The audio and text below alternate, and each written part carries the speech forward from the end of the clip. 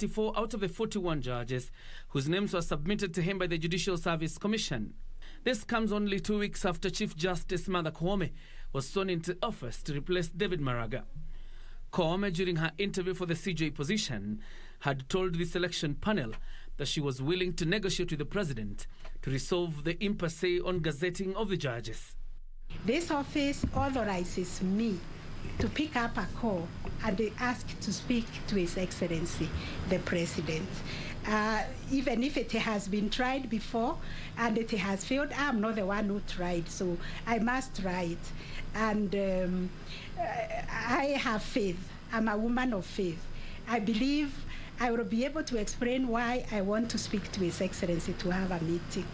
To the Court of Appeal, President Kenyatta has gazetted Musaga Bogoli, Omondi Helen Amolo, Ngugi Mumbi, Francis Tuyot, Nyamweya Pauline Nyaboke, Leset Jesse, and Dr. Kibaya Imana Laibuta. But the bid by 2 judges who were in the 5 bench that nullified the BBI process has been thwarted, as President Kenyatta failed to gazette their names. Judges Joel Ngugi and George Odunga's names were missing alongside Agre Muchalule and Weldon Korir. The prayer for an order that Mr. Uhuru Muigai Kenyatta makes good public funds used in the unconstitutional and constitutional change process promoted by the Steering Committee on the Implementation of the Building Bridges to a United Kenya Task Force report established by Mr. Uhuru Muigai Kenyatta is declined for reasons that we've given in our judgment. To the Employment and Labour Relations Court, President Kenyatta has appointed Bari Christine Nuntaatua, Gakeri Jacob Kariuki, Kelly Jamima Wanza, Mwaure Ann Gibwini, Matanga Bana Dodongo, Ruto Stella Chemutai, Kebira Ocharo, Kitiku Agnes Mweni Nzei, and Dirito Devin Jage. Mboya Ogutu Joseph, Naikuni Lucas Leperes, Mwanyale Michael Ngolo, Adraya Eda Dena, Kimathi Lilian Gadhoni, Kamau Joseph Mugo, Waboto Karof Edward, Koros Anya Tich Kipingor, Yisheru Maxwell Nduiga, Mogeni Ann Jacqueline, Ongarora Fred Nyagaka, Christopher Chanyanzili, David Mwangi, Omolo Lynette Acheng, Washe Emmanuel Mutwana, Nyukuri Annette, Murigi Teresa Wairimu, and Asati Esther will serve in the Lands and Environment Division. The appointments today and the shortage of judges that had rocked the judiciary, leading to a case backlog of more than 500,000 cases. It also comes 3 weeks before the 7-bench appellate court sits to hear the consolidated appeal to contest the BBI ruling filed by the President, Opposition Leader Raila Odinga, the Attorney General, the IEBC, and the BBI Secretariat. And do keep it right here to know where exactly the story takes us next. Former Isasiri Girls Secondary School Principal Jane Muthoni has been sentenced to 30 years in jail for killing her husband, Solomon Mwangi. Muthoni and her co-accused Isaac Njoroge were found guilty of colluding in the murder of the former Kiru Boys principal in 2016. In handing down the sentence, Justice Joel Ngogi said the killing was premeditated as the two had ample time to walk back from the crime but failed to do so.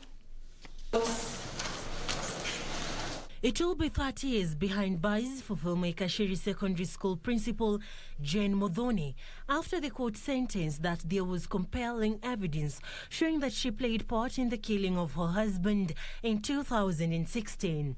On the 10th of November 2016, the body of Solomon Mwangi was found dumped in a coffee estate in Karakuta, Murang'a County. Jane Muthoni and her co-accused Isaac Ng'ang'a were on Thursday before a Nakuru court sentenced to a jail term of 30 years for the gruesome murder. Meanwhile, 2 suspects arrested on Wednesday in connection with the murder of an 8-year-old grade 2 pupil in Kitengela were on Thursday arraigned at the Kajiado Law Courts. Livingston Makacha Otengo, aged 27 years, and Francis Mbodhia Mikuhu, aged 42 years, appeared before resident magistrate Edwin Mulochi, who ordered they be detained for 10 more days to allow police wrap up investigations. Elsewhere, Garissa OCS Michael Munyalo has been released by Garissa High Court on a 1 million shilling bond and 2 sureties of the same amount. Munyalo, who appeared before Justice Abida Aroni, pleaded not guilty to murder charges. The OCS is being accused of shooting and killing 28-year-old Maurice Kimathi on the May of 16th during a brawl in a bar in Garissa town. By virtue of the director. Finally, the director of Midland Holies Limited, Jayesh Kumar Kotaicha, has been charged with the conspiracy to defraud Prinebrook Limited 706,989,273 Kenyan shillings. Jayesh and others not before court are accused of conspiring to transfer 3 motor vehicles from Midland Holies Limited to Super Hakika Limited without the authority of the administrator. Jayeshu also took plea for the third accused Midland Holies before Magistrate David Ndonge pleaded not guilty and was granted in person cash bail of 2 million shillings and a bond of 5 million shillings and a similar amount as the third accused. The first accused may be released on a bond of 5 million with 1 short of like sum or a cash bail of 2 million with 2 Kenyan conduct passes. 2. The third accused may be released on a bond of 5 million with 1 Kenyan surety or like sum or a cash bail of 2 million with 2 Kenyan conduct passes. The case will be mentioned on the 8th of June. For Channel 1 News, I'm Serafina Robi. Emerging security threats have triggered the need for African countries to forge sub-regional and regional integrated military approach to border security. According to Kenya's Defense Cabinet Secretary Monica Juma, contemporary security threats are borderless and do not recognize narrow nationalism. The CS was addressing military officers from the 9 African countries during the 36th Defense Staff College graduation.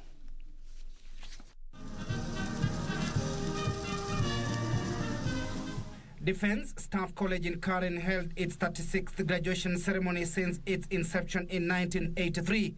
With strict guidelines of the COVID-19 protocols. The graduating officers are from Kenya, South Africa, Burundi, Egypt, Malawi, Rwanda, Tanzania, Uganda, and Zambia. But I'm informed that this college is continuously revamping its syllabus in order to eject these types of realism, and that you have all been exercised on drawing up multi-agency contingency plans that would help to deal with security scenarios that might arise from such emerging problems. The CS noted the 1-year course on strategic studies and leadership management will complete and add value to the military package so as to equip them with the intellectual firepower required to tackle contemporary and emerging security complexities. I wish to express my sincere, impressive appreciation of their depth of knowledge, the confidence they exuded, and the strong indication that the year-long learning in this institution had shaped their perspectives on not just the region's security agenda, but the world and the perspectives that are shaping it, and that it brought to this graduating team alive to the realities of the fluid security dynamics that we have as a country, a region, and the world to confront collectively. She said the partnership that has been witnessed over the years in offering strategic training and leadership management programs will be elevated even further with the newly chartered National Defense University, Kenya. This collaboration has forged a successful program for the exchange of student, officers, and directing staff. The networks and bonds created in these exchange programs are in tandem with the spirit of promoting sub-regional and regional integration between our countries. I wish to reiterate that the contemporary challenges are borderless and they do not recognize narrow nationalisms. Defense Staff College Commandant Major General Martin Ngongoi said the institution will continue offering the best training to Kenya Defense Forces officers in Kenya and beyond borders. This cultural diversity provides opportunity for sharing rich experience and valuable ideas. This course has therefore become over the years an important part in the process of actualizing regional security and defense cooperation. Timothy Kipnusu, Channel 1 News. The Directorate of Criminal Investigations has launched investigations into the claims that some private hospitals are illegally selling COVID-19 vaccines. Health Cabinet Secretary Mutahi Kagwe says some of the suspected facilities are even packaging water, thus duping unsuspecting customers. A number of health facilities in the country are on the spot following alleged illegal sale of the COVID-19 vaccine to members of the public. Health Cabinet Secretary Mutahi Kagwe said that officials from the Directorate of Criminal Investigations have since moved in to investigate the matter. The DCI has moved in some facilities that have been illegally vaccinating people for COVID-19 and charging them for that vaccination.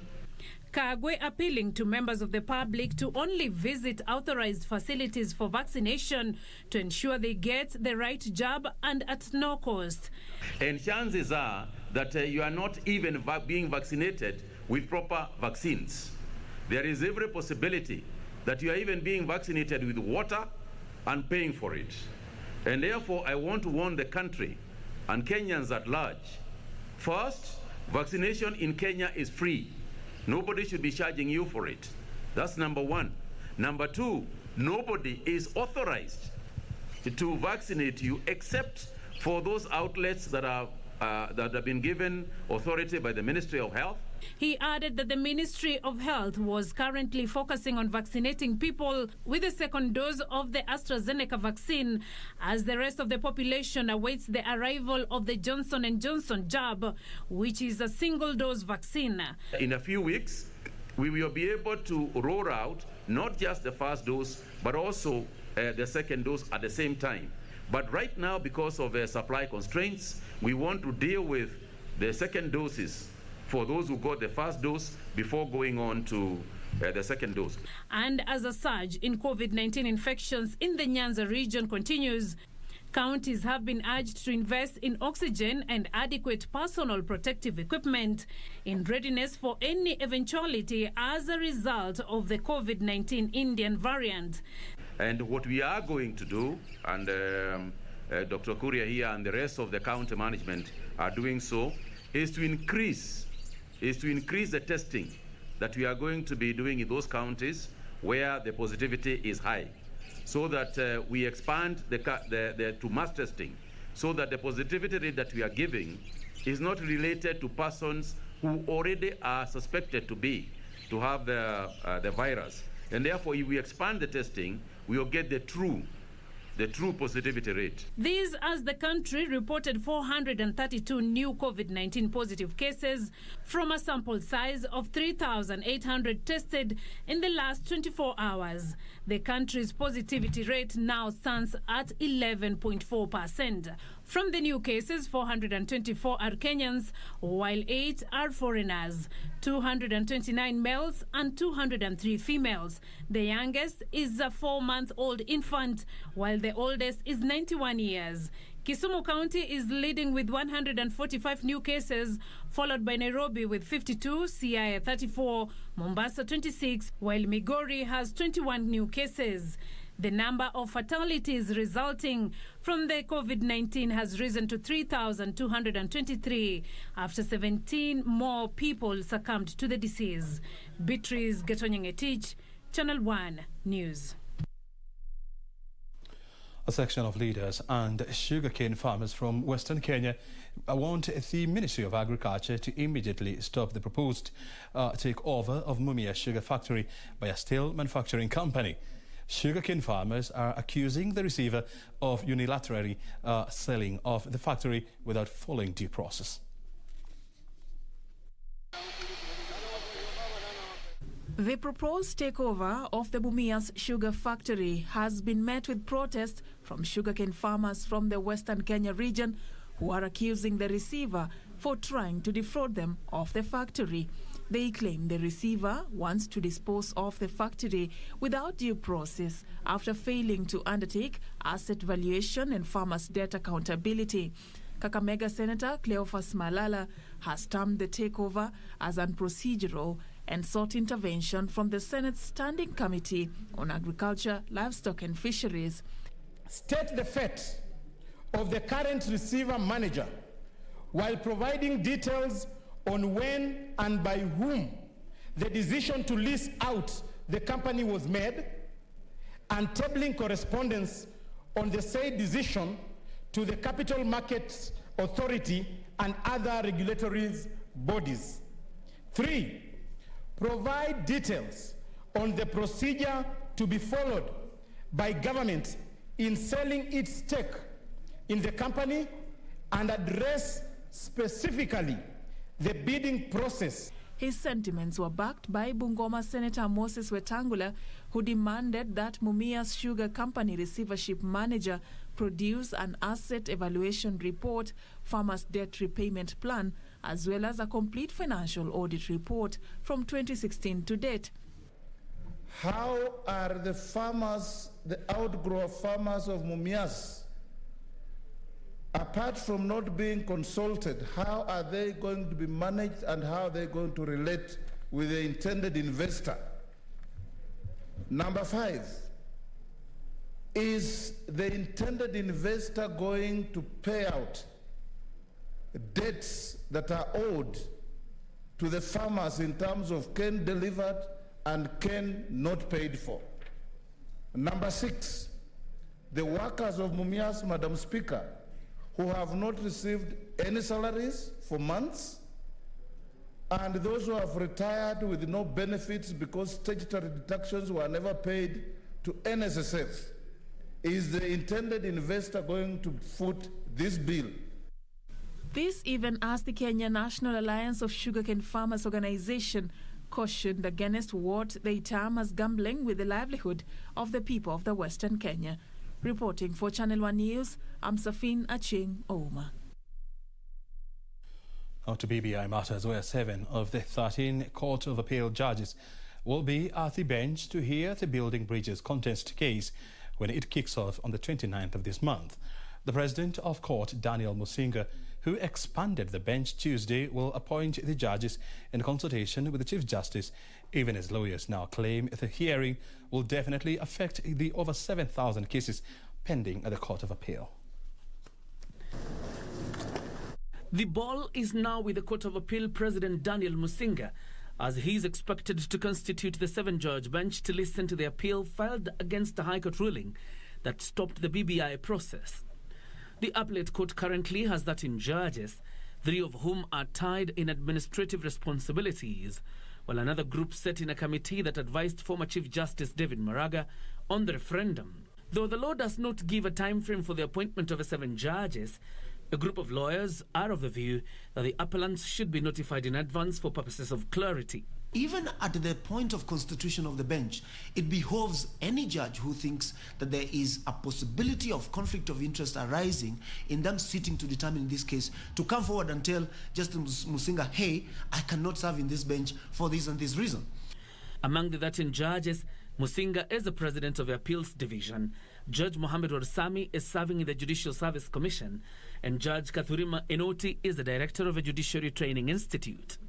Now, these administrative roles and any other roles within the general wider working of the judiciary do not prevent any judge from serving as judge in any matter, unless probably there would be something which would raise a conflict of interest. Other judges of the Appellate Division include Fatuma Sichale, Roslyn Namboye, Agnes Murgar, Jamila Muhammad, Sankale Ole Kantai, Patrick Kiage, Gatembu Kairu, Hannah Okwengu, Wanjiru Karanja, and Stephen Makandia. And while the BBI appeal case will run from the 29th to the 2nd of July, with the judges expected to retreat to research and write their judgment and a ruling expected in late July, the status of the over 7,000 cases pending in the appellate court is in limbo. I think this is one of those opportune moments now for the new Chief Justice to do or to act the part that she claims she would, talk or initiate a conversation with the relevant stakeholders, including the Office of the President, to ensure that we get judges to the Court of Appeal appointed as quickly as possible. Now, some very positive news for the environment. The Kenya National Highways Authority has committed 20 million shillings to the Kenya Forest Service towards the funding of a model tree nursery at the Nairobi Arboretum to increase urban tree cover.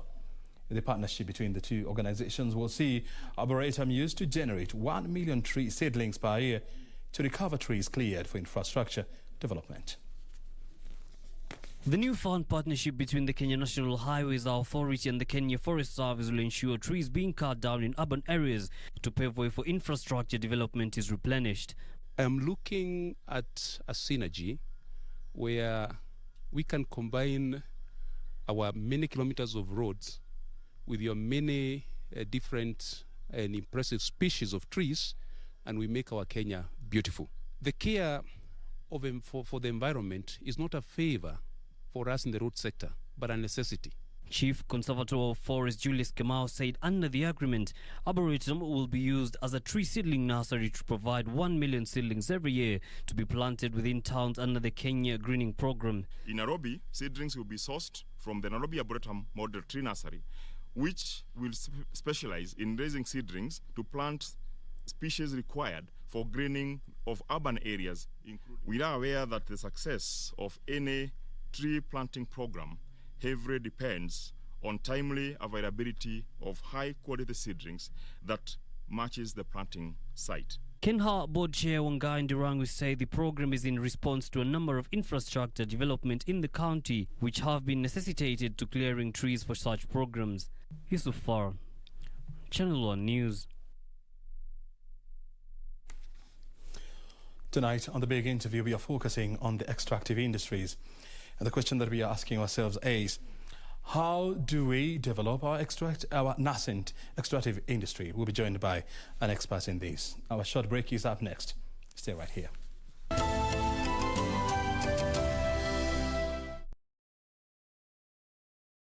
Je, umeomoka? Kama hujaomoka kwenye QuickBin ndio mambo yote. Hapa tuko na fridge, kodi yake ni CM.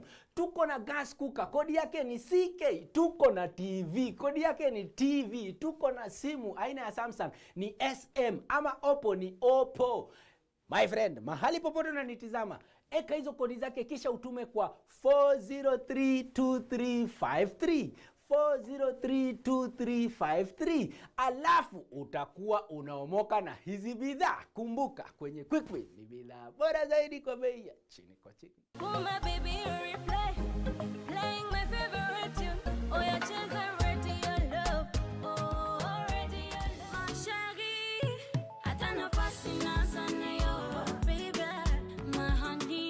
Tunakupa burudani. Na umbea, yani stories zinazo trend kwenye mitandao ya kijamii. See baby, now we are two in one. We are two in one. Interview kali za wasanii wapendao. Mguu pande panda milima, aoye izungushia hapo ma. Kama ndani ya March of Life kupitia KBC Channel 1 na Pwani FM. Kuanzia mida ya saa 3 mpaka mida ya 5 kamili asubuhi. Ukiwa nami ni Teken 1GB. Mimi ni Marco. Keep it locked. Malewa.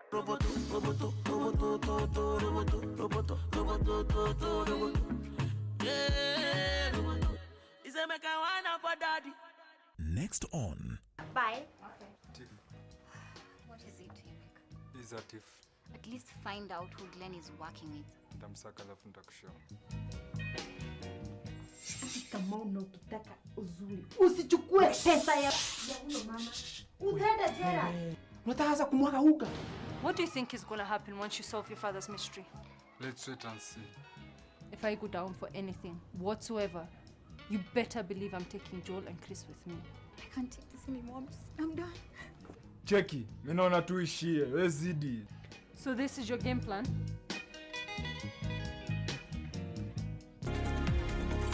Did you know that the policy document is evidence of the existence of an insurance contract between you and your insurance company? It is important to know the terms and conditions of your insurance policy. Make sure you obtain, read, and understand the terms and conditions of the policy document. Now you know. IRA, promoting insurance, protecting the insured.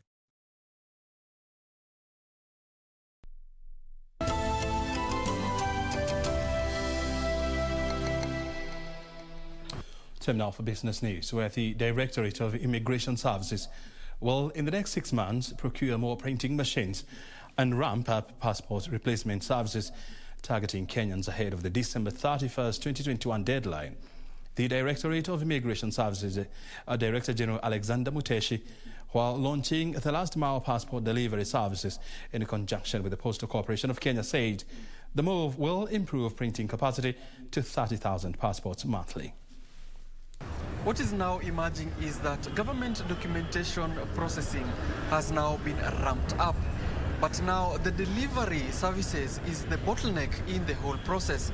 And to come from something of this nature that used to happen in the past to an e-commerce platform is where the country seems to be headed. Kenya announced the latest new passport generation in 2017. In 2019, 10 new immigration centers were opened in a bid to ease congestion in the issuance of the new passports. However, uptake has been slow owing to the COVID-19 pandemic and general public apathy. COVID has taught us a couple of lessons. It has taught us that anything can happen to us, and we don't trust anybody anymore. This prompted the government to extend the deadline of getting the new passports to December 31st, 2021. The Directorate of Immigration is scouting for partnerships to ramp up issuance and delivery of the document to Kenyans. To look for innovative ways to reduce congestion in our offices, while at the same time ensure continuity of service delivery to our customers.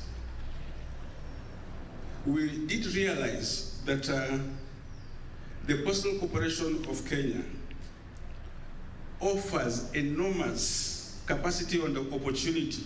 We want to achieve delivery to the door, the delivery to the office, the last mile delivery.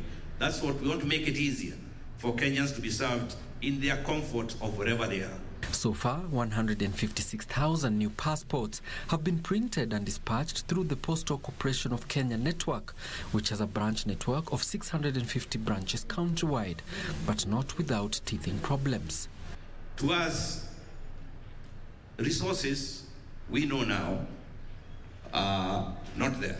So the best we can do with ourselves is to utilize the resources that we have optimally. The design of the new passport delivery system will utilize USSD technology for those unable to utilize their full passport application customer portals. With the advent of COVID-19, every corporate entity is looking to ways to remove themselves from the unhealthy decision to bring masses onto one spot. And the decision by the Postal Corporation of Kenya and the Directorate of Immigration Services to come together to give you the last mile solution for getting your government documents seems to be the norm that is coming to the country. Alan Aoko, Channel 1 Business, Nairobi. The government has stepped up efforts to control the spread of pests and diseases in the country. Agriculture Cabinet Secretary Peter Munya says the current phytosanitary regulations do not conform to fair trade and international trade. Kenya has been seeking to broaden its agricultural export portfolio, with the country eyeing the European and the Asian markets. So far, Kenya has secured mango export to the European Union and avocado exports to China after meeting tough phytosanitary conditions. To ensure the country conforms to high food safety standards, the government plans to amend the Plant Protection Act to make it conform to emerging export standards. The challenges facing plant health community is affecting many countries and people.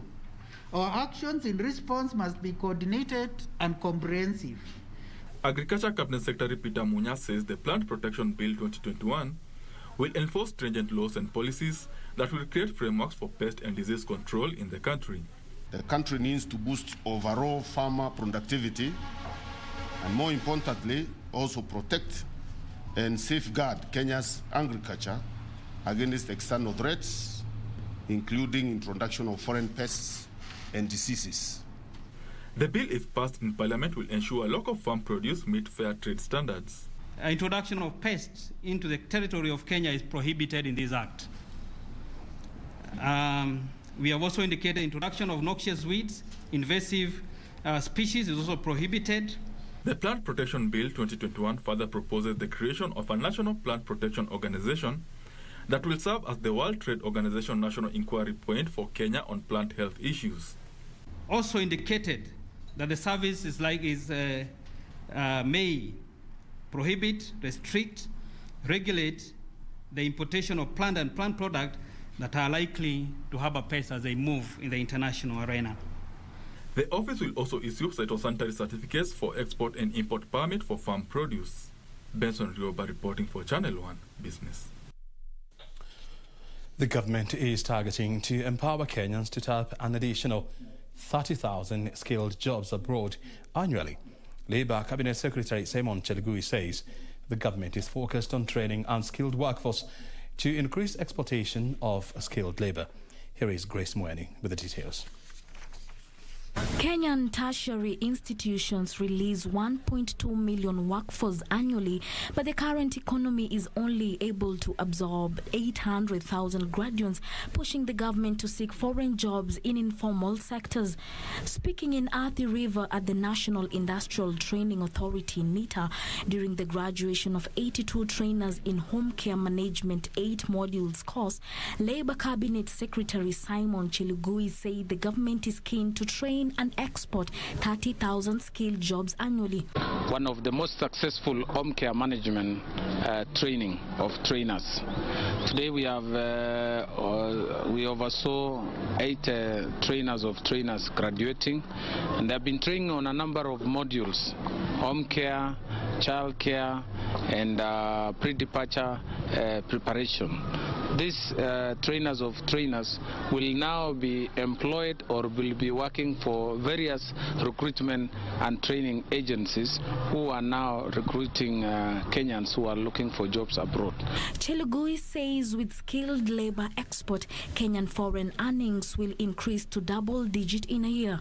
30,000 is our bare minimal, but our intention is to see all Kenyans get jobs. With complaints emerging in recent years over mistreatment of Kenyan working in some countries, the CS says his ministry is addressing the welfare and security of workers abroad by reaching bilateral agreement with host countries, especially in Saudi Arabia and Middle East countries that happens to be the largest host destination to Kenya's unskilled labor market. We have signed with a number of countries like Qatar, Saudi Arabia, and some bilateral agreements are in the works. That is Canada, Britain, and Australia. These countries are potential destination markets for our Kenyan workers. He says even though there are 4 million Kenyans living or working abroad, only 1.5 million Kenyans are registered through Kenyan embassies. Well, it is 4 years since train services on the standard gauge railway officially began operations, helping transform the way goods and people move between Mombasa and Naivasha. So far, 5.36 million passengers have used the Madaraka Express service, which is more than 1/10 of Kenya's population, while 1.31 million 20-foot equivalent units of goods transported by the SGR freight system. On May 31st, 2017, the standard gauge railway intercounty passenger service made its official maiden trip from Mombasa to Nairobi, greeted by cheers at every stop. The SGR has had a transformative effect in broadening transportation links and accelerating economic development in Kenya and neighboring countries. As of Monday, the SGR, being in safe operations for 1,462 days, has transported more than 5.36 million passengers, which is equivalent to 1/10 of the population of Kenya. The railway has eased road traffic congestion and provided a fast and reliable means of transport between Mombasa and Naivasha via Nairobi. Harrison Kenyanjui, an assistant superintendent at the dispatching center, says running the operations of the train has been life-changing. My team and I are the ones who command the train operations straight from the departure station or across the stations. We command in terms of what train will depart, at what time will a train depart, will go and stop in which station, stop particularly in what track, stop for how long, then depart at what time, excuse which train to pass. Why should we excuse this train? to pass and not the other one. So we are the brainwork that does the train operation command. Train, it's almost full every time. No? So many people like it, we like it, and we travel in it, and we feel comfortable, and it keeps time. Very organized, very clean, very good experience. Yeah, we enjoyed it very much, and the scenery is beautiful. Locomotive driver David Kimani Gitondo has also enjoyed his own journey of development during the last 4.5 years. I've gone through that process of being an assistant driver, and now I'm a qualified locomotive driver. And my first driver locomotive was in 2017. 2017, that was the first time that I did the driving of locomotive from Mombasa to Nairobi. Then I began driving the shunting locomotive. That is when I became the team leader for the shunting team. Titus Kiprop, the Deputy Superintendent for the Nairobi Workshop Track and Signal Department, is another who takes great pride in his role. When I see containers being loaded and transported to Mombasa and their shift, I feel so proud because this is the line. This is the line I do maintenance each and every day, and I'm really happy because the line had not been maintained as it's supposed to be. Then this process going on here would not have happened. For freight services, there have been an average of 8 to 14 freight trains on the move each day.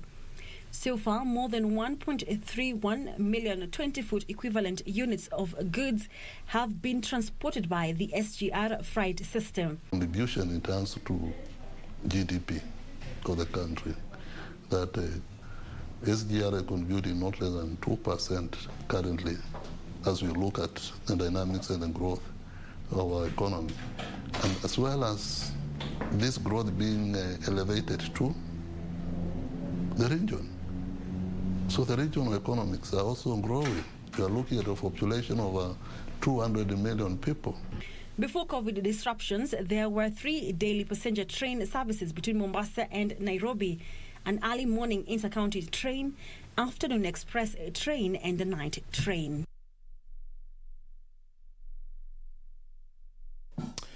Well, players in the bioethanol industry want the government to zero-rate tax on the product to make it more less costly and accessible to the masses. These would help reduce reliance on inputs while creating a major new Kenyan bioeconomy industry, according to Clean Cooking Association of Kenya CEO David Njogi. The 3 bioethanol players in the country say demand for the product is about 3 million litres monthly. They say even though there is a huge demand for bioethanol cooking fuel, taxes have pushed up prices and are calling on the government to zero-rate bioethanol, just like is the case with the liquefied petroleum gas, to make it cheaper and accessible to more consumers. Taxation of LPG and taxation bioethanol, because they fall in the same category. If it is made, bioethanol is to be given a fair play and needs to be taxed at the same level. In that way, our consumers are going to benefit more. Local bioethanol production is expected to create 370,000 rural jobs in the agriculture sector and induce a 25 billion shillings investment into Kenya's sugar and cassava producing regions. We make these sources of energy affordable to households and citizens who are not able to afford. And one way of doing that is creating some physical incentives like tax waivers, exemptions, and these can help drive down the cost of these solutions. A study conducted by bioethanol players indicates that small-scale sugar and cassava farmers stand to net an additional 180,000 shillings an acre in annual earnings if ethanol production is factored as a main product. We were able to project that it would be creating a lot of additional revenue streams for smallholder farmers in the production of feedstock, either through using sugarcane juice, molasses, or cassava, amounting to 180,000 Kenya shillings monthly, and this is an aggregate of 54 billion Kenya shillings annually. Sugar factories have also been encouraged to step up production of bioethanol as a main product as opposed to being a byproduct. It's until when our own investors and innovative individuals in Kenya change their mind from producing bioethanol as a byproduct and major on producing ethanol, as a fuel product and a main production of a plant. That way we shall be able to meet the demand. Local bioethanol production is expected to help Kenya achieve its 10% forest cover by saving 54 million trees felled annually for charcoal making. Benson Rioba reporting for Channel 1 Business. The Kenya Reinsurance Corporation saw its 2020 full year net profit reduced to 2.9 billion shillings from 3.9 billion shillings posted the previous year due to higher claims. The reinsurer reported that claims increased 22% to 13.5 billion shillings. Amid the COVID-19, Kenya Re recorded positive results in the first half of 2020 with a turnover of 9.07 billion shillings against 8.85 billion shillings in 2019. However, during the same period, investment income dipped by 21% year-on-year to 1.9 billion shillings.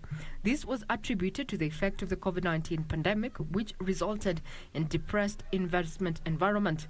Lower claims and benefits witnessed in the short-term business were influenced by reduced activities in transportation and business activities due to restrictions imposed to curb the spread of COVID-19.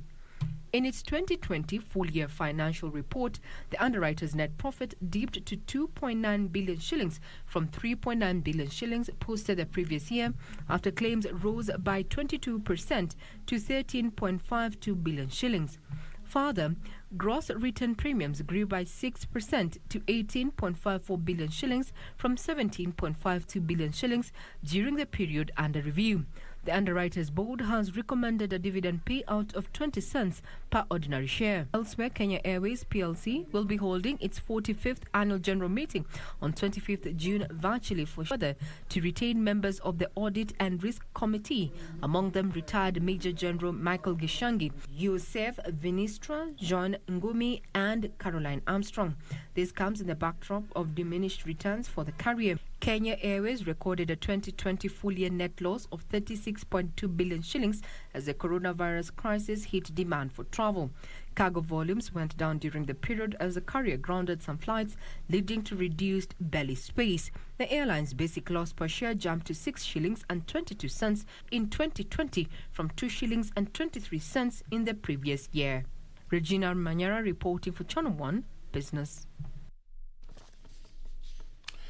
Well, Kenya has proven deposits of titanium, gold and coal among other minerals, but the mining sector is a relatively small contributor to national output. The sector's contribution to GDP is reported to have dropped from 2.5% in 2014 to 0.8% in 2018, equivalent to 89 billion shillings. With this in mind, what can the country do to leverage on its mining potential?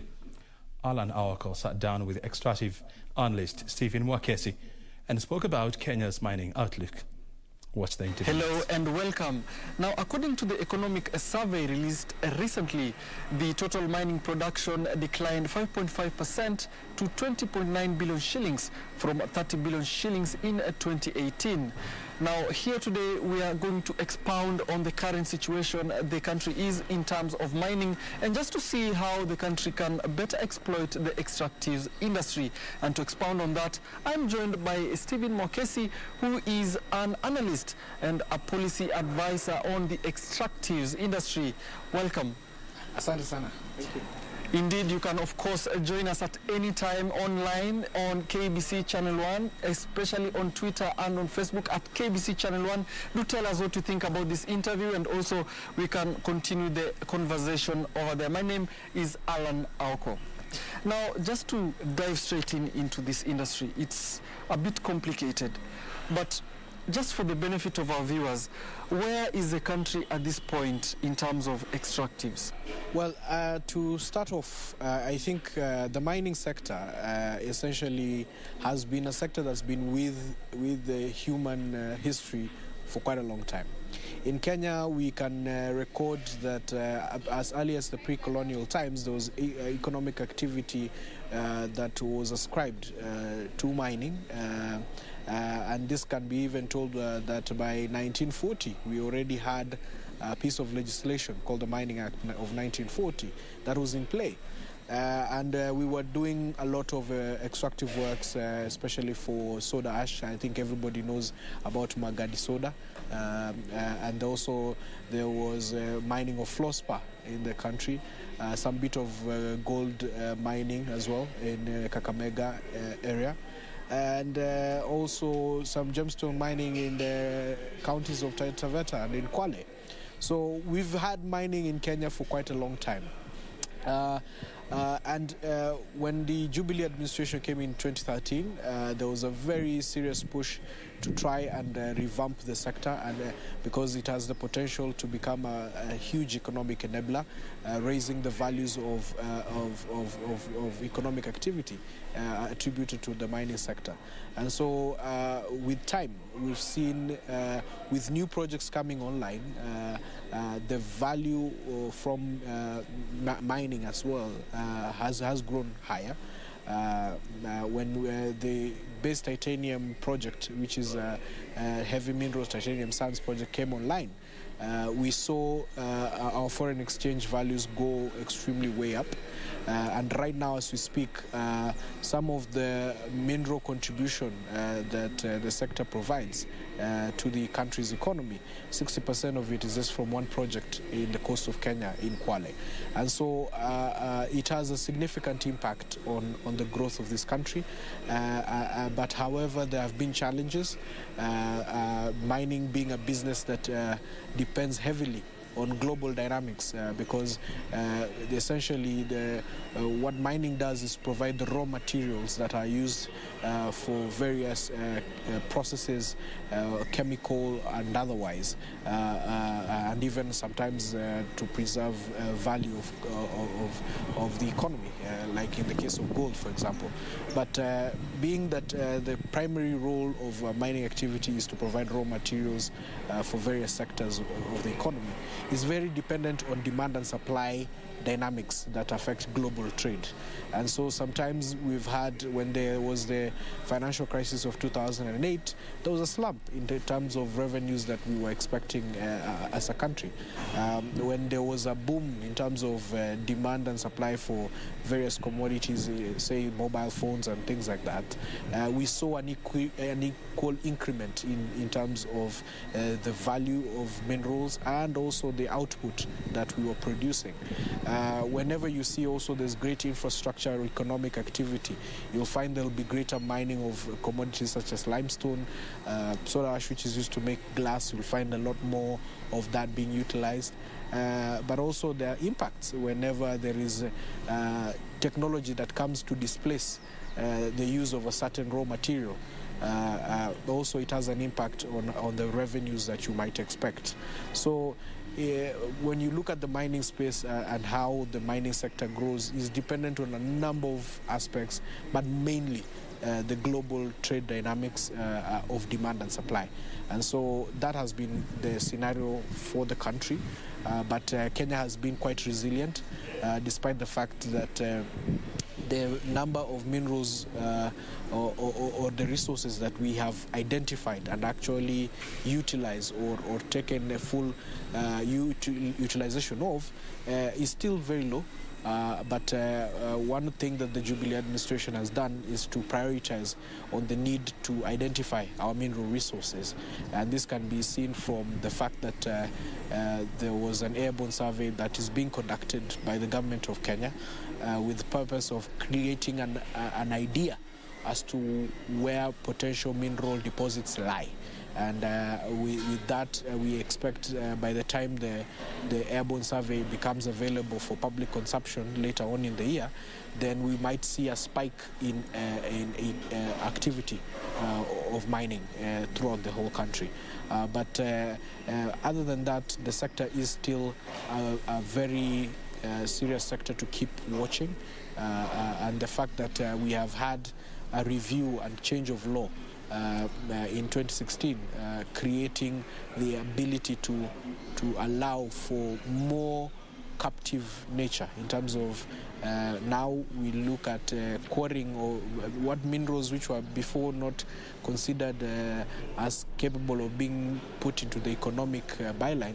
For example, ballast and materials used for buildings now is being included there, and where the government is collecting revenue out of that activity, and we have seen an increment as well in terms of the revenues for the country based on that expanded view of mining as opposed to what it was before.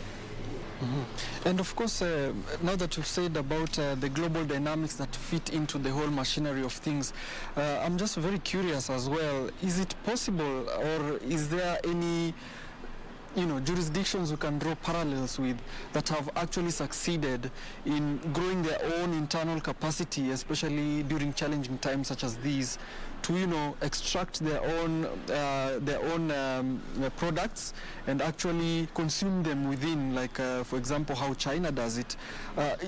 Will there really be a time when Kenyans themselves will be able to rely on their own supply chains, develop those supply chains, and therefore consume those products within and empower ourselves within? Is that possible? Well, it is very possible. Here you're looking at it from a perspective of mining, which is the primary activity, where you're extracting from the ground. And then what you're alluding to is the question of value addition, and whether you can be able to add value to a certain extent before you actually go into full manufacturing and utilizing it for certain purposes. There are mineral commodities that you can directly utilize. For example, in South Africa, they do mine a lot of coal. And the coal is directly put into the power generation business. There are places like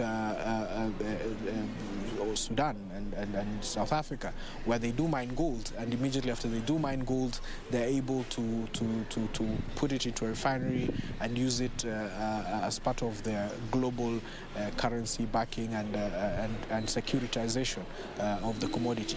And if you look at a country such as Botswana, where diamonds are mined and they're able to do initial cutting and even sorting and even carry out auctions and they get absolute value for and even do trade auctions at that particular country and get value from the extraction process without having it taken to another country. So it depends with the dynamics of the various mineral commodities. But again, the things that really drive business to consider whether they should be able to set up a value addition center or not is driven either one by the amount of the raw material available. Because one challenge has been in Africa is that not many countries have been able to map out the resources and define which resources are available where. Because then if you're able to say that heavy mineral sands are available in Kenya, Tanzania, Mozambique, and in what quantities and how you can be able to create one central area where you can add value to these particular minerals before you export to China or the US or anyone else, then you can be able to create that common center where you'll get additional more value than it is before. But of course, because African countries are not speaking to each other, they are not doing joint assessment of mineral commodities and what they can jointly do to ensure that mineral value addition is done within the continent as opposed to it being taken to where the final markets are, whether it's in Europe or America or China, is where we are lagging behind. But the more Africa talks in one voice, are able to do joint projects in terms of prospecting for these minerals and even carrying out joint mining of these particular commodities, we will find some semblance of activity moving away from traditional markets into this particular continent. Primarily, one thing that I can say that I have personally been looking forward to would be a day when some of these primary industries where we take our mineral commodities, the initial processing, for them to move away from China and to move into Africa. If we did trade deals of that nature, that instead of all our mineral commodities, our cobalt coming from DRC, going into China in purest raw form, or the zinc or the copper. If a lot of the African countries would demand that China allows more investment in the continent for these initial processes to be done in the continent before final product is taken to their countries for final processing, then we will create value here, we'll create jobs, we'll create opportunities for the African continent, and we'll get more in terms of foreign exchange as opposed to what the current situation is right now. So what you're saying now then is that the country is attractive enough. Investors can actually come through, especially after the mapping of where the mineral is, where it is, if they can go there. One of the challenges that we've had over the years is that the extractives industry at this time still do not have sufficient regulations within this space.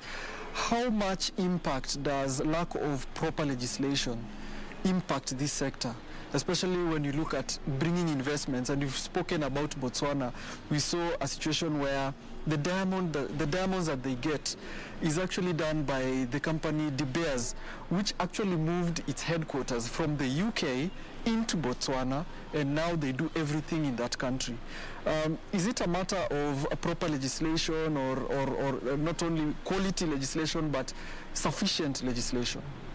Yeah, ideally, there is no way you can do much of value in terms of mineral production without a key government policy to be very proactive in terms of saying that we need to see the benefits remaining within our borders. That's something that the government itself has to make very clear. Now, again, as you rightly stated, it starts from the point of knowing what you have. Because once you know what you have, then you can be able to negotiate with anybody who's interested in making an investment about what they should do after they've been able to produce the mineral commodity from the ground and what they can be able to do within the country. Now that we are becoming more knowledgeable about what our mineral deposits are, there are airborne studies which have been done in Uganda. Now we are going to finish in Kenya. There's one that was being done in Ethiopia as well.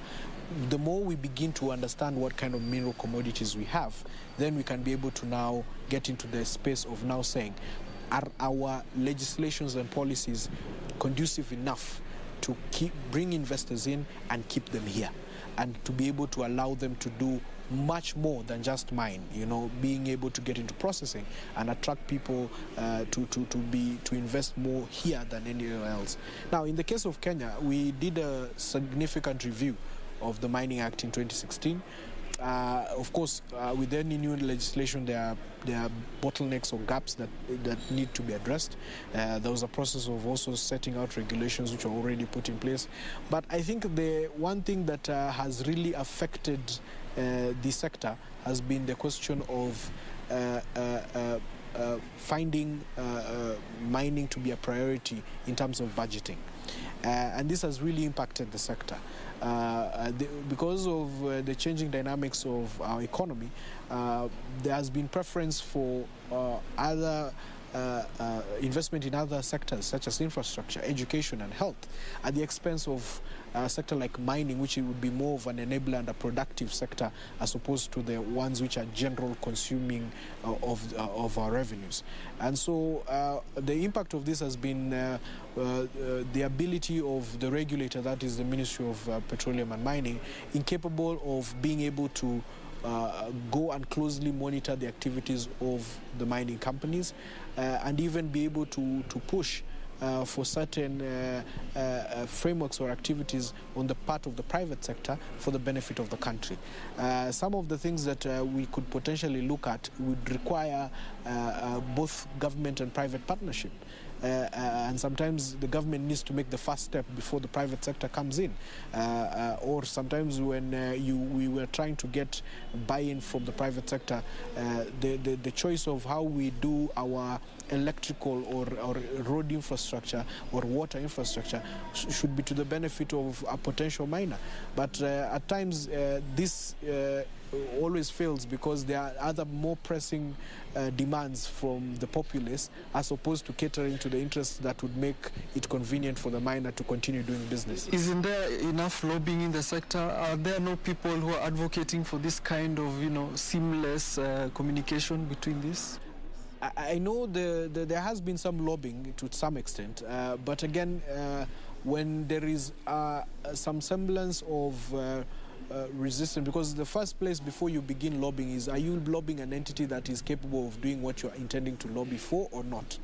And one thing I can be very frank to tell you is that since 2013, the budgetary allocation for the mining sector has been dwindling every financial year. Which shouldn't be the case. I mean, we should be putting more money into the sector than seeing it go away. And so this has greatly impacted the ability of even anyone who's looking to convince government on a certain direction to be able to win at the end of the day. So the question now remains is how to bring back the attention to the sector and the benefit of investing more into such a productive sector as opposed to others which are more consumptive. It remains government policy. It starts at the top. It starts with how it will be able to look at. But the attention already given to the mining sector by this present administration is something that cannot be faulted. We have to give credence to where it's due. But again, if there was a lot more investment in that sector, then we'd see the Ministry of Mining having a more robust enforcement framework whereby we can have inspectors being able to go and see what miners are doing. We'd have more investment in terms of the geological department having more budgetary allocation to go and prospect and find out where are these additional minerals that we can find that can boost the amount of revenues that we receive from mining and create a scenario whereby it becomes attractive for investors. Mining investors like to come in where the cost of investment has been de-risked or greatly alleviated. And when they find that Tanzania has a more clear picture about where the minerals are and how and who they want and what quantum of investment is required, they will go there, or they'll go to Ethiopia as opposed to coming to Kenya, which does not have that much robust information, that much robust framework for accommodating the demands of a mining industry. A matter for policymakers. And you also mentioned Kwale, and you've mentioned about artisanal miners. From what we know, Base Titanium, which is a company in Kwale, and Tata Chemicals in Magadi, they shoulder about 77% of the sector's economic burden. Now the question is, for example, the other legislative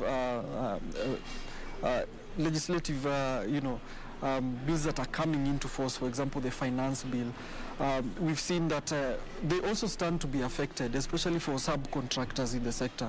They'll now start paying taxes of above 10% from 5%. What kind of impact will we see? Is it a situation where you see, for example, how when tax comes in, for example, in the matatu sector, if something goes up, fuel goes up, they pass it directly to the consumer and we pay that. How is it for the extractives industry? How will they survive this new legislation, an impact of about 50% above what they normally have? How will they pass up that challenge? You know, what has happened in some of the legislative proposals that have come through, some of the things that we put out there to allow for investors to come into the mining sector are being clawed back. Before you could be able to import equipment without duty-free to be able to carry out a mining operation. Now some of those allowances are being clawed back. There is a proposed increment of withholding tax on the part of non-resident subcontractors. Well, in as much as it allows for resident subcontractors to get a preference over foreign subcontractors. But sometimes when you're dealing with a mining program that is very specific and would require external expertise, this is a discouraging element. And the moment we announce some of these proposals, they reverberate across the globe. Mining investors are not just situated in Nairobi. They are seated in New York, they are seated in Toronto, they are seated in Australia, Sydney, and China, and London. And when they just see that and they find that another country is probably offering better rates as compared to Kenya, they would make preference to run to those particular areas. Now, I'm not saying we just roll out the red carpet and not make any revenues from some of these companies, but I'm just saying that when we consider how nascent still our industry is, we would need to really allow for or create a framework that allows for investors to feel confident that their dollars are more productive in Kenya as opposed to other jurisdictions, and that would then allow us to really take charge of this sector and see it grow. At the point whereby we are at a place of where we are walking and not crawling anymore, then we can definitely revise some of those terms in a manner favorable to the country. I'm not saying that you start with an unfavorable situation, but you can now make it even more favorable as opposed to what it is there before. So this is the kind of thinking that I would really urge our country to really focus on.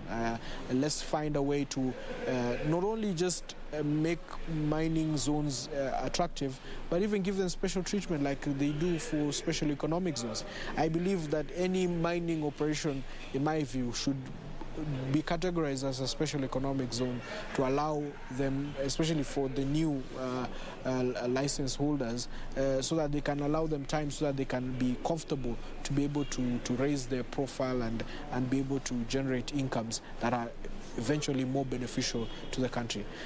When we do not do everything possible to encourage sustainable investing in mining, we see scenarios like what has happened in Kenya Flosspa, whereby the investor just shut down in Kerio Valley and in Elgeyo Marakwet County and just left. And what happened is that jobs were lost, school was closed down, operations came to a halt, and now Kenya, which was traditionally one of the countries looked at as a producer of Flosspa, is no longer in the map anymore. So we need to really find ways to not only attract but also keep the investors that we have. But also, as we do the same, let us also do everything possible to ensure that the ones who are here are playing by the rules, and we may create rules that are favorable to the country in as much as it is proper. This sector, the extractives industry, is a huge one, and there's a lot of interesting things that we still cannot, speak about in a span of maybe 30 minutes. But just before we go, as time winds up, cryptocurrencies in Kenya, have you invested? Personally, I've not invested in cryptocurrencies yet. It's an interesting space. I think the one thing that happens with crypto for me, and what I would tell any Kenyan, is trade on the edge of caution. Be cautious, cautious, cautious. Because cryptos have still yet to be embraced from a regulatory standpoint by both Kenya and a lot of other jurisdictions in the world. The preference, as has been touted before, is that if Kenyans were to look at crypto, probably look at it more from the securitization standpoint rather than at the point of utilizing it as a currency, because acceptability is still very low in the world. So if anyone is going to be investing in, say, in the cryptocurrency space, if you believe that you are adept at being able to analyze what are the scenarios, the global dynamics and the changing dynamics, then you can invest in terms of trading and betting and hedging against a particular cryptocurrency and see how it performs globally over. But again, you'd have to be very adept at analyzing what current circumstances are. If you have a lot of money and you feel like you'd find a safer haven of storing your resources in your phone as opposed to keeping it in a bank, that's an option you can go for, and that's what cryptocurrencies do offer in terms of value, whereby you can be able to store your money in a separate form as opposed to currency and fiat. So again, caution, caution, caution. Study a lot about it. Do take the time. Most of the bigger players in cryptocurrency space have a lot of people under their who are giving them advice. If you're just going to be doing it like by the way, I don't think cryptocurrency trading can be called a side hustle. You have to have your head in the game so that you can be sure that you know what exactly you're going into, what are the dynamics, so that you don't end up losing money. Let not the fact that there's a lot of talk about it make you rush into it without taking very careful consideration about what the business is actually about. Well, indeed, we hope you will honor our invite and come back so that we can talk more about the intricate world of cryptocurrencies and blockchain. We have been speaking to Stephen Mwakesi, who is a public policy analyst and extractives analyst here on KBC Channel 1. Of course, you can interact with us at any time on the content you have seen here tonight on KBC Channel 1, at KBC Channel 1 on Twitter and on Facebook. We wait to see your interactions right there. My name is Alan Aoko. Do enjoy the rest of your viewing. Goodbye for now.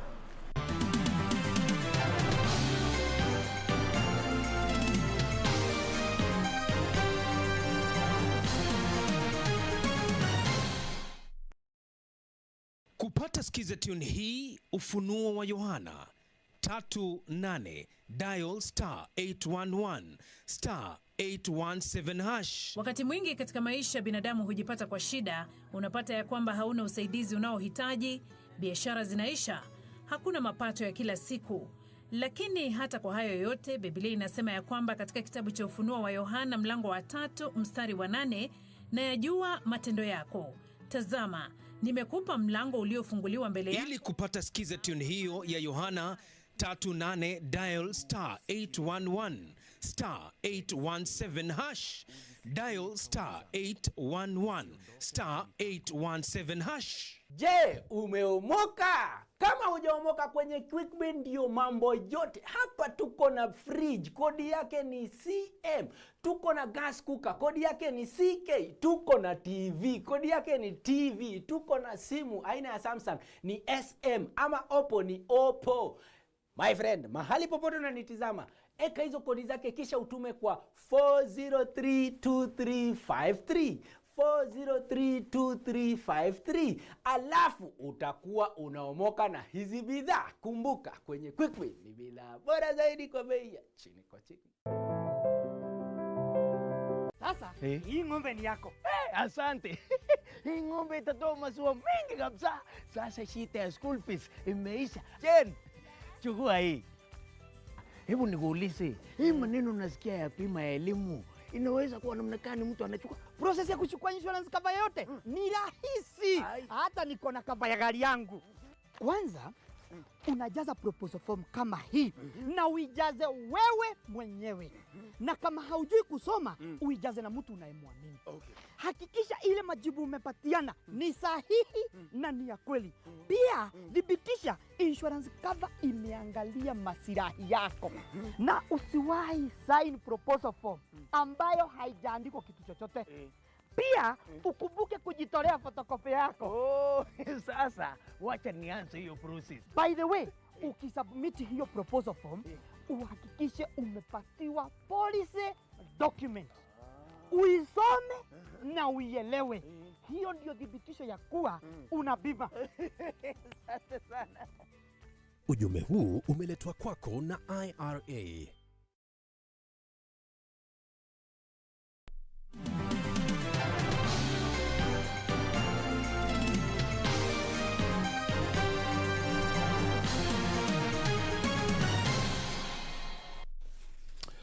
Well, let's now go beyond our borders and have a look at international business. China has accused several Western clothing brands, including Nike and H&M, of selling goods that could not be harmful to children. At least 81 items, including children's clothing and toys, were among the listed on the country's Customs Administration website. A warning on China's Customs Administration website listed 81 items including children's clothing, shoes, toys, toothbrushes and baby bottles imported by Nike, H&M and Zara companies. 9 batches of H&M girls' cotton dresses were said to contain dyes or harmful substances that may be absorbed by the body through the skin, mouth and endanger health. China initially targeted H&M and Nike. However, the gap was widened to include Burberry, Adidas and Converse companies. The notice is the latest blow to Western clothing brands operating in China, which have been targeted amid international backlash over claims of abuses in the cotton-growing Xinjiang region. Meanwhile, a U.S. Treasury official says that the G7 countries will endorse Washington's proposal for an ambitious global corporate minimum tax when the leaders meet later this week in Britain. The U.S. Treasury expects the meeting of the group of 7 finance ministers on Friday and Saturday in London to provide a momentum for advancing global corporate tax negotiations towards a broader G20 finance meeting in July in Italy. A number of G7 officials have raised expectations for the finance ministers' meeting in London, as this shall be the first face-to-face meeting for the group since the COVID-19 pandemic turned meetings virtual last year. Finally, a record-breaking 416 of beaches across Italy have been given the prestigious Blue Flag classification this year for the high water quality and environmental initiatives heartening local tourism practitioners with a sign of resumption. The flags are awarded by the Foundation for Environmental Education, an independent organization comprising 77 countries worldwide. Business owners hope that this will attract the much-needed crowds back to Italy's shores. A record number of new entries are in Italy's central south, such as Pescara in Abruzzo and Minturo in Lazio.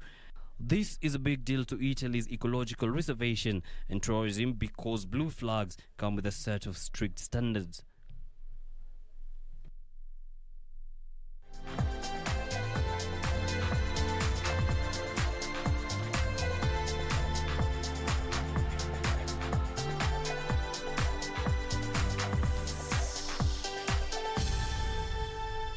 What time now for sports news, where the World Rally Championship Safari Rally today continued its greening legacy project by planting 5,000 trees in the Kibos area of Kisumu.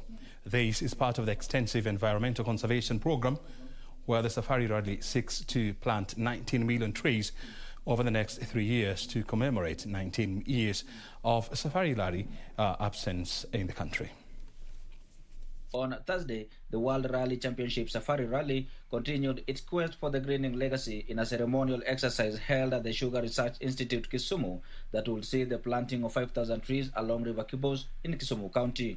Head of Greening Legacy Project, Ivy Kaburu, says this is part of the extensive program to grow 19 million trees in 3 years to commemorate 19 years of Safari Rally absence in Kenya. The Greening Legacy Project is one of the 2 legacy projects under the WRC Safari Rally. One is on road safety, which we are doing in partnership with the NTSA. And the other one is the Greening Legacy Project, where we are growing 19 million trees across Kenya. So far, the Greening Legacy Project has seen the planting of 655,000 trees across the country. We are now in Kisumu. Yesterday we were in Kakamega, tropical rainforest.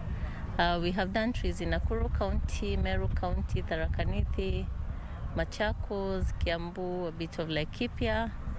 So all these things we do in partnerships with communities, mostly the community-based organizations. The Safari Rally sport is returning to the country after 19 years and will be staged in Naivasha between 24th and 27th of June 2021.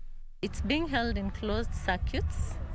In Naivasha, we have different stages. So the kickoff will be in KICC, Kasarani, then Naivasha. The action will be live on KBC, so our viewers can follow it there. We will also have it on WRC TV, and each Kenyan can join the 850 million viewers worldwide. Reporting for Channel 1 Sports from Kisumu County, I'm Wycliffe Okech. Well, now to football, where FKF Premier League champions Gor Mahia cruised into a comfortable 5-0 win against Cusco from Eldoret in an FKF Cup round of 32 fixtures that was staged at Ruaraka Grounds in Nairobi. Kogalo dominated the fixture against the Minos and have now qualified for this round of 16 matches. John Macharia, Tito Okello, who netted a brace hitch, and a goal from defender Joaquim Aluoch assured Gor Mahia a comfortable 5-0 win, which sends the Green Army to the round of 16 of the FKF Cup. Gor will take on another tier side Mara Sugar in the round of 16 on Sunday as they look to battle for a trophy that has evaded them since 2012. This comes a day after AFC Leopards, Bidco United among other teams proceeded to the round of 16. Quarter-final matches will thereafter follow suit on the 9th of June and 10th of June this year before the semis take place on June 12 and 13. Then the finals have been scheduled for July 4th this year. Daniel Mwendwa for Channel 1 Sports. Well, Kenya's Peter Woko was unable to clinch the only ticket to the A final in the ongoing Paralympic World Rowing qualifiers in Italy after finishing fourth in the Heat 1 of the men's singles sculls. Woko finished in a time of 13 minutes, 44 seconds and 77 seconds, 3 minutes, 1849 seconds behind third-placed Julian Hardy of France. Poland's Jarosław Kaling grabbed the only ticket after finishing first in a time of 10 minutes and 26 seconds. 9 minutes and 39 minutes of second-placed Alejandro Magnovera of Argentina. The Kenyan duo of Miriam Nandoa and Caleb Kenyansa suffered the same fate in the mixed double sculls, finishing fourth in a time of 11 minutes and 32 seconds. Team Australia secured the only ticket to the A final in a time of 8 minutes 30 seconds, followed by Uzbekistan and Latvia in second and third places respectively.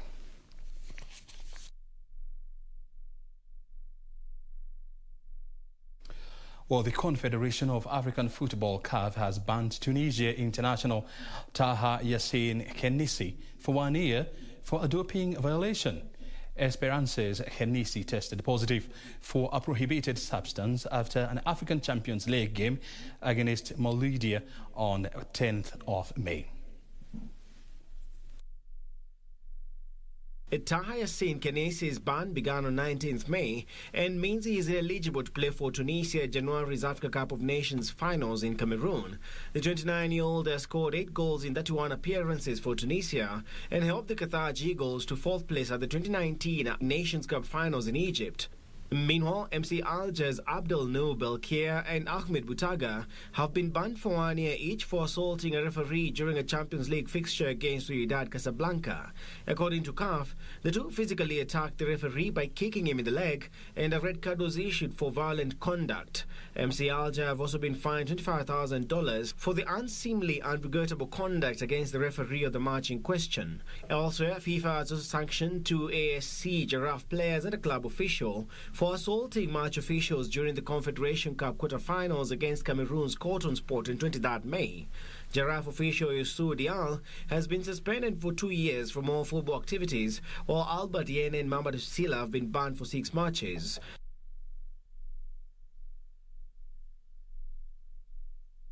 England manager Gareth Southgate says Trent Alexander-Arnold's suspected thigh injury will be assessed over the next 48 hours, but admits the right-back limp off against Austria was not a good sign heading into the Euros.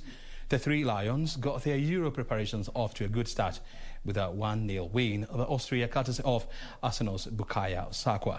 Meanwhile, Belgium manager Roberto Martinez has confirmed that Kevin De Bruyne might miss Belgium's Euro 2020 opener against Russia on June 12th. England's Euro 2020 preparations got off to a winning start, with Bukayo Saka scoring his first international goal in a 1-0 victory for the hosts over Austria at the Riverside Stadium last night. For it, Lingard onto Grealish. It's Jack Grealish, might be Bukayo Saka, and England lead. His first international goal puts England in front in a game in which they were struggling to unlock the door. Aged 19, Saka became the third teenager to score for England while playing for Arsenal, along with Theo Walcott and Alex Oxlade-Chamberlain. It's sick, man. Hey, bro, this is what you dream of, you know, as a kid. And I think, no, I can't describe it, man. I can't describe it. I'm just over the moon, and I wish my family was here to celebrate with me. However, despite the win, the Three Lions face a new injury concern after Liverpool's Alexander-Arnold limped off the pitch in the 57th minute. It has raised doubts about the Liverpool defender's availability for England's Euro 2020 campaign, which gets underway in less than 2 weeks. Alexander-Arnold had been one of several players to impress during the friendly against Austria, with Jordan Pickford, Jack Grealish and 17-year-old Jude Bellingham also catching the eye. Bellingham became the youngest player to start a game for England, aged 17 years, 338 days, since Wayne Rooney started for the Three Lions against Liechtenstein in September 2003, aged 17 years, 321 days. England's second and final warm-up game is against Romania on Sunday. The Euro 2020 campaign then gets underway against Croatia on Sunday, June 13th at the Wembley Stadium.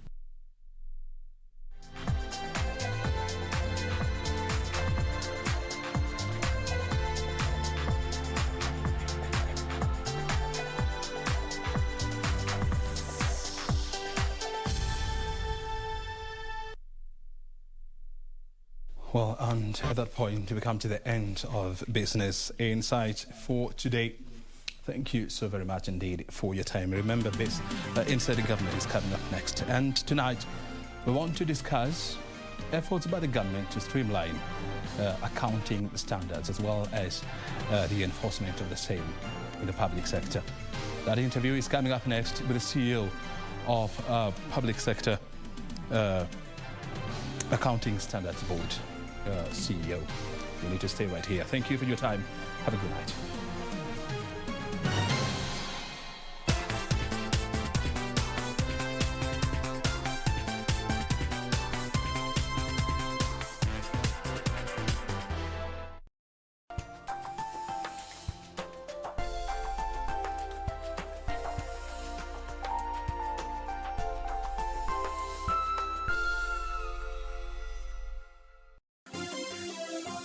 Vera Beauty College. Vera Beauty and Fashion College, with branches in Nairobi, Eldoret, Thika and Meru. Did you know that we are a TVET approved institution?